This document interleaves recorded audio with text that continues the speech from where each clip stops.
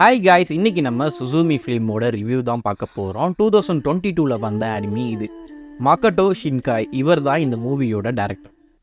இந்த anime 316.8 million world வைடாக correct ஆகியிருக்கு. ஐமேக்ஸில் இந்த அனிமி பார்த்தவன்லாம் கொடுத்து வச்சவன். பிகாஸ் விஷுவல்லாம் அப்படி இருக்கும்.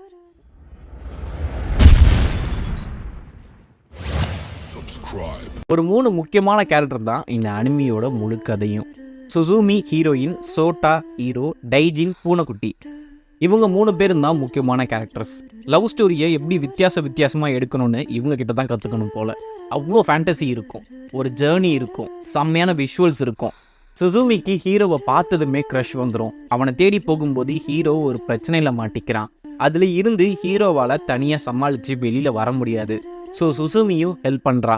ஹீரோவோட வேலையை இவ வேலையாக எடுத்துக்கிட்டே ஹெல்ப் பண்ணுவா. டைஜின்னு ஒரு பூனைக்குட்டி கண்டிப்பாக நம்மளை வெறுப்பேற்றும் சில டைம். வழக்கம் போல் அனிமி விஷுவல்ஸ், பிஜிஎம் எல்லாமே செம்மையாக இருந்துச்சு. இன்ஃபேக்ட் இந்த அனிமியோட தீம் சாங் தான் என்னோட ரிங்டோனே. முக்கியமாக கிளைமேக்ஸ் ட்விஸ்ட்டு நான் எதிர்பார்க்கவே இல்லை. பட் என்ன தான் எல்லாமே நல்லா இருந்தாலும் 2 மணி நேரம் கொஞ்சம் லாங் டைம் மாதிரி தான் தெரிஞ்சிச்சு. ரிப்பீட்டட் சீன்ஸாக இருந்த மாதிரியும் இருந்துச்சு.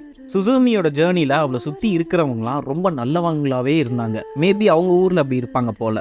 ஃபைனலாக இந்த சுசூமி எனக்கு ஒரு ஃபீல் குட் மூவியாக இருந்துச்சு. லைட்டாக அங்கங்கே ட்ராகும் ஆச்சு. ஸோ அவ்வளோதான் கைஸ். உங்களோட கமெண்ட்ஸ் எதுவும் இருந்தால் கமெண்ட் பண்ணுங்கள். நெக்ஸ்ட்டு யுவர் நேம் அனிமி ரிவ்யூவில் மீட் பண்ணலாம்.